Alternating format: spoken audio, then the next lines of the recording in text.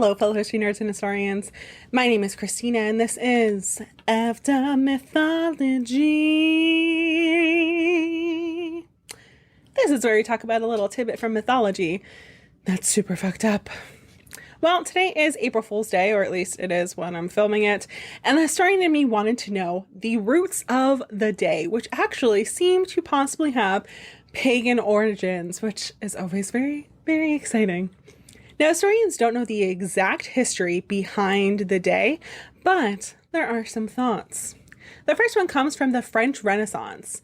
The less pagan roots of this say that the day may date back all the way to 1582, when France switched from the Julian calendar to the Gregorian one.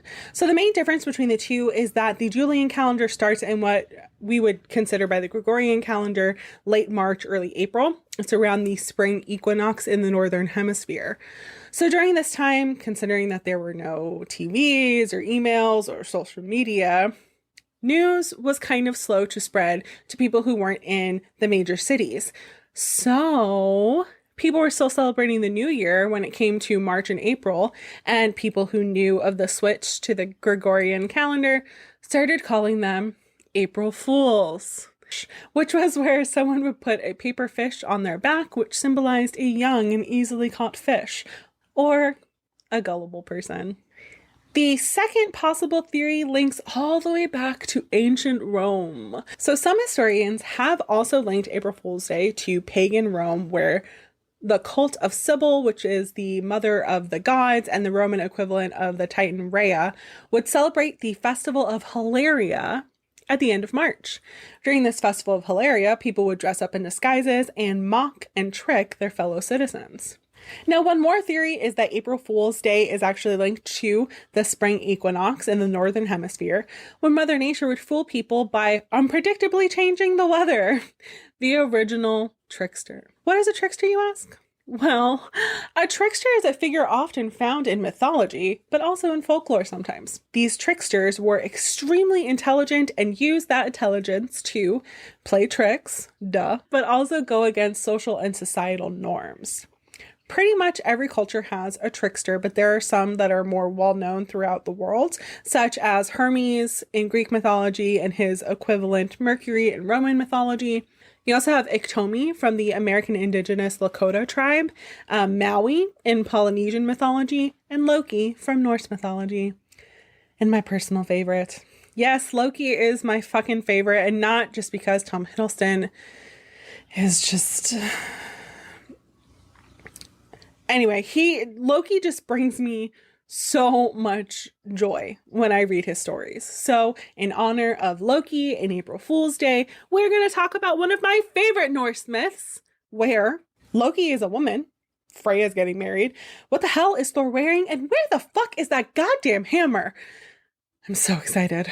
So sit back, relax, and practice your, oh good God, watch the fuck faces.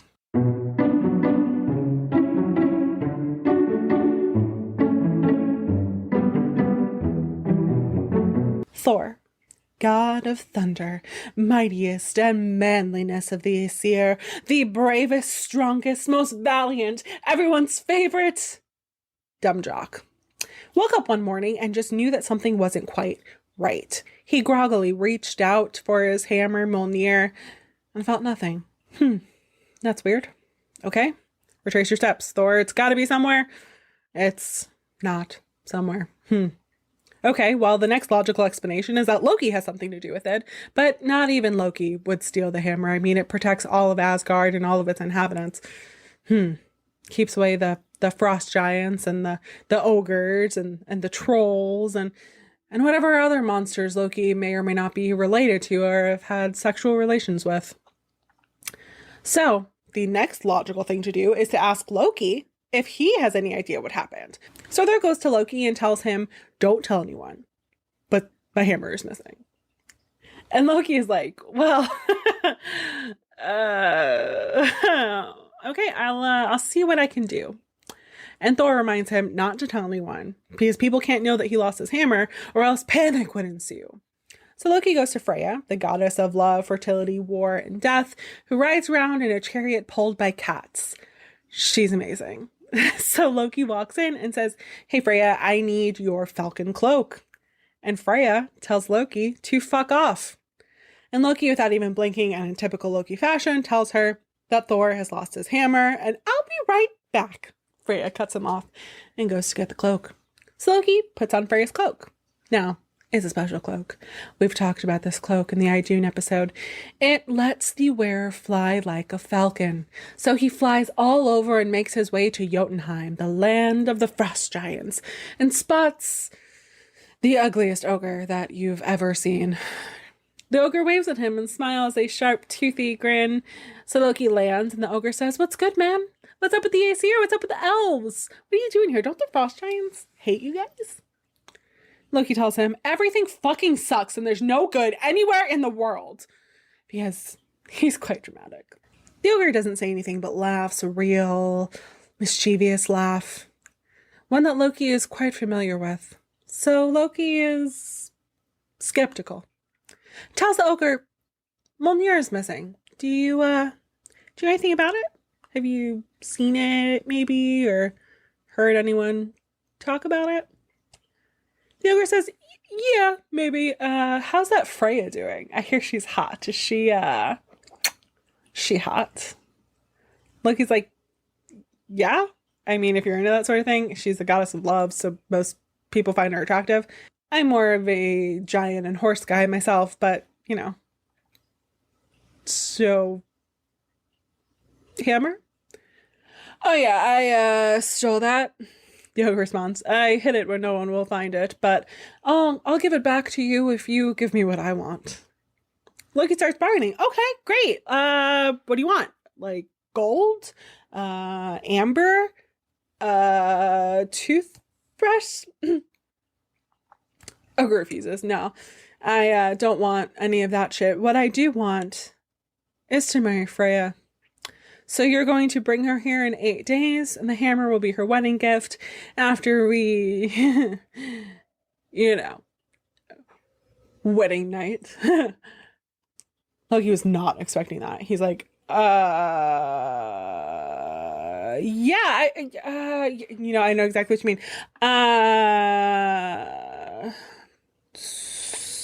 So what's the name of Freya's newly betrothed, so I can congratulate you properly on your engagement?" The ogre tells Loki that he is Thrym. "I am lord of all the ogres." Loki tells him that he will see him in 8 days and flies off with Freya's cloak. So Loki flies back to Asgard and doesn't even land before Thor just grabs him out of the air and yells, "Tell me what you know, because I know that you know something. I can tell by your face that you know something. Just tell me what it is. I don't want to give you time to think about it, because I know how you are, and I know how much of a trickster you are, and I don't want you to try and trick me. So what the fuck do you know, Loki?" So Loki tells him exactly what happened, and that Thrym wants Freya's hand in marriage in return for the hammer. Thor nods. He just wants her hand? I mean, it's not terrible. We could probably convince her to give up her hand. I mean, Tyr had his hand bitten off by Fenrir, and he's all right. I mean, the hammer is important. It's worth a hand, right? Loki just massages his forehead and explains to Thor that hand in marriage is just an expression that means marrying the whole person. "Oh yeah, Freya's not gonna like that," Thor says. I'm gonna leave that up to you. Good luck explaining that to her. Because, trading a woman for a magic hammer is super reasonable. So Loki and Thor set out to return her cloak and I guess offer her congratulations or whatever. And when they get there, she asks Loki if he found the hammer. And he tells her, yeah, Thrym, the ogre lord, stole it and won't give it back without something in return. Freya makes a face. Ugh, I've heard of him. He's gross. What does he want for the hammer? You, Loki responds. Super tactful, man. Freya is just silent, so he continues. To clarify, he wants to marry you. Still nothing from Freya. So Thor says, wow, I thought you'd give up more of a fight about this. Thanks for being so cool. So yeah, you have 8 days here and then you're going to marry your new husband. So pack your bags and put on your bridal crown because, I really need my hammer back. Freya still says nothing, but the ground begins to shake Her cats hiss at Loki and Thor and then go and hide.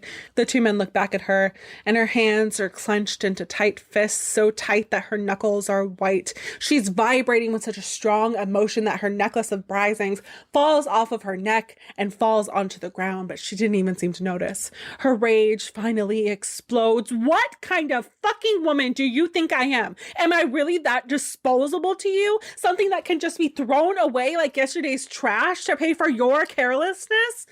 If you really think that I am going to marry that disgusting monster,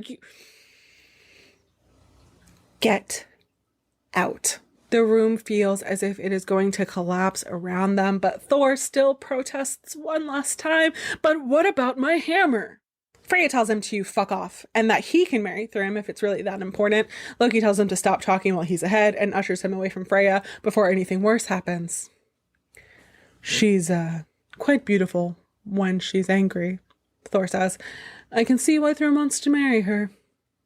So a council is called with all the gods in the Great Hall, and everyone is in attendance except for Freya because fuck Thor, that's why. Everyone begins giving suggestions, but Loki immediately shuts each one of them down until the only one who hasn't spoken is Heimdall, the guardian of the Bifrost and watchman who sees all. Loki asks him if he has a suggestion. He says he does, but that Thor will not like it.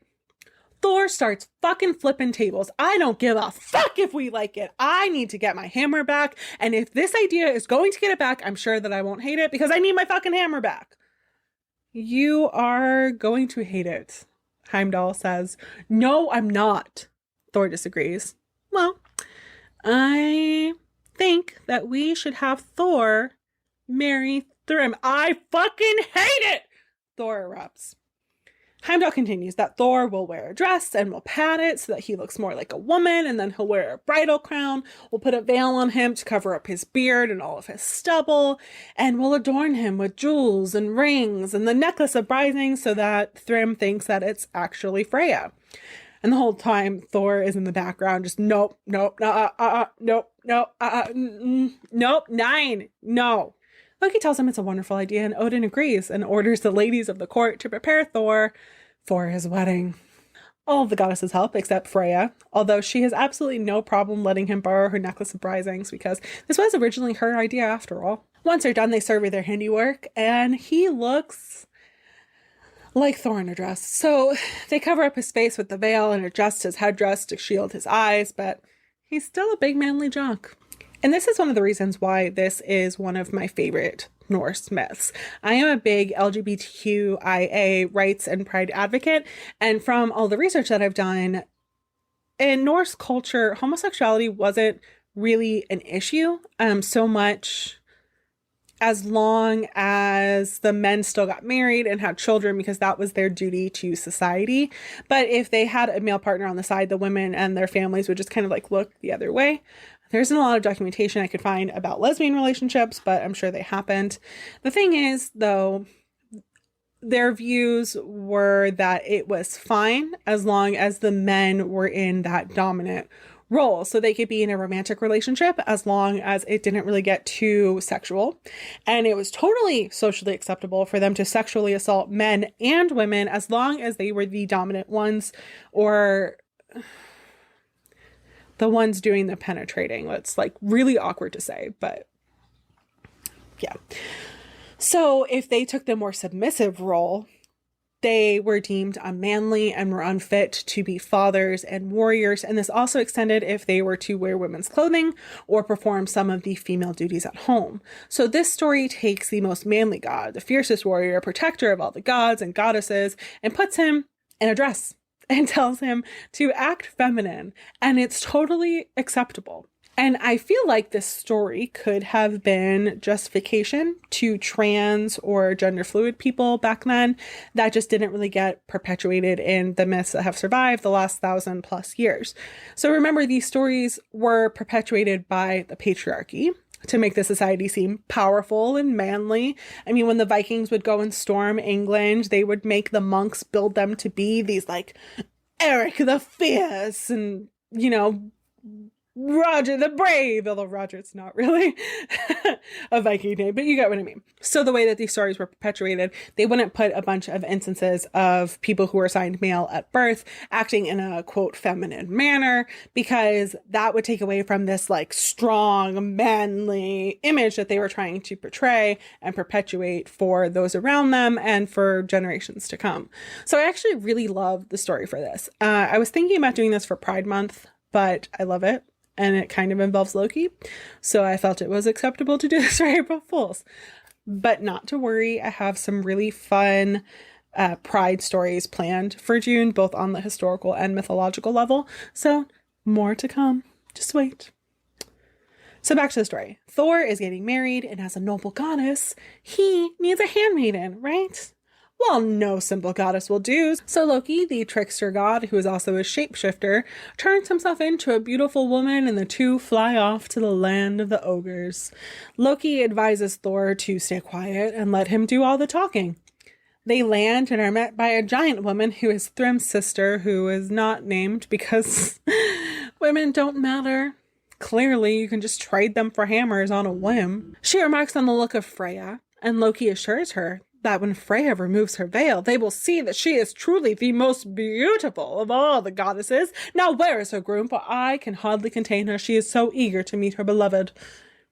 So they're led into the great hall, and Thor is worried that if he sits next to Thrym may grab his leg or try to remove the veil, and the jig will be up. So Loki volunteers to sit between them and speak on Freya's behalf, and we'll just act like that's a custom for us or something. So they sit at the table where Thrym is sitting at the head, and giant servants come in bringing 5 whole roasted oxen and 20 salmon the size of 10-year-old boys and 5 giant casks of mead and a dozen tray of pastries for the women so they don't trifle themselves with the food of men. A meal worthy of the beautiful Freya, Thrym announces, but before he can say anything else, he is left speechless by the sheer amount of food being consumed by the veiled bride. The servants leave the tray of pastries in front of the bride, and her handmaiden Loki selects the smallest piece to appear ladylike or whatever, and then the rest of the tray is gone with sounds of munching coming from under the veil. The other patrons look wide-eyed as Freya continues to eat. The bride consumed a whole ox, 7 salmon, and even more pastries. As the veiled bride finishes off her 3rd cask of mead, Thrym tapped Loki on the shoulder and beamed that he had never seen a woman drink so much and eat so much, and stared with awe at his new bride. Loki, always quick on his face, is like, of course, and it's quite obvious why she's eating so much. And so he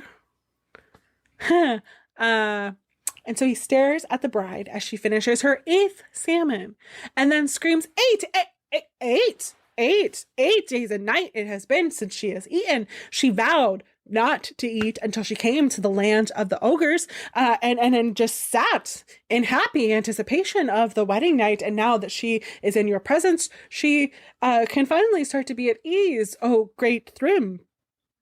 She loves you so much. Oh, Thrym replies, I should kiss her and really quell her anxieties. Loki tries to stop him, but Thrym is already leaning over and pulling at the veil, and then jumps back and whispers to Loki that the bride's eyes are the most fucking terrifying that he's ever seen, and those are not the eyes of the most beautiful woman in the world. Well, of course not, says the handmaiden. She hasn't slept for 8 days. She's been consumed with the love of you, longing for your touch and the taste of your wonderful ogre kiss. Her eyes are burning with passion and hunger, not the normal, reserved eyes of a woman.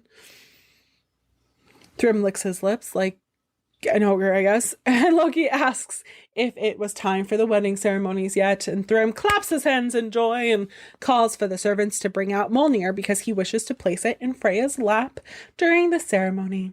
It takes 4 ogres to carry in the hammer, and they place it on the bride's lap. Thrym speaks sweetly to his bride-to-be for an ogre. He says, There, my love, my beautiful bride, let me hear your voice, my sweet bird. Tell me how much you love me, how much you've longed for this night, just as I have. Tell me, dear, that you will be my wife and make me a happy man. So, my other word of endearment, what do you say? The bride took the shaft of the hammer in her ringed hand and laughed a quiet laugh that started out small and grew loud like thunder. What do I say? I say that you probably shouldn't have fucked with my hammer. And the bride rips off the veil, revealing who it actually is underneath, and smashes them across his creepy ogre face, and then proceeds to massacre everyone in the room. When he's finished, Loki emerges from under the table and says, "My lady, you look absolutely ravishing. I have never seen you more beautiful." Thor strips off all of his skirts and jewels and stands there naked amongst all the dead ogres. Well, I mean, at least the food was good. So moral of this story is, don't be a creepy ogre of a person or Thor will kill the shit out of you while wearing a dress. Thank you so much for listening today. If you have a story from history or mythology that you'd like to hear me talk about, please reach out. I'm always looking for new ideas, especially mythology outside of the Greek and Roman pantheon, because that's what I know best. But there are already people that do really, really great Greek and Roman YouTube and podcast, like Let's Talk About Myths Baby by Liv Albert. She's amazing. And get her new book called Greek Mythology, The Gods, Goddesses, and Heroes Handbook. It literally just came out this week and it's so beautiful. And if you like what you heard and you want to hear more, please consider subscribing so you can be on top of all of my episodes. And remember, history may be watching, so don't fuck it up. And don't steal Mjolnir because Thor will kill you in a dress. Bye.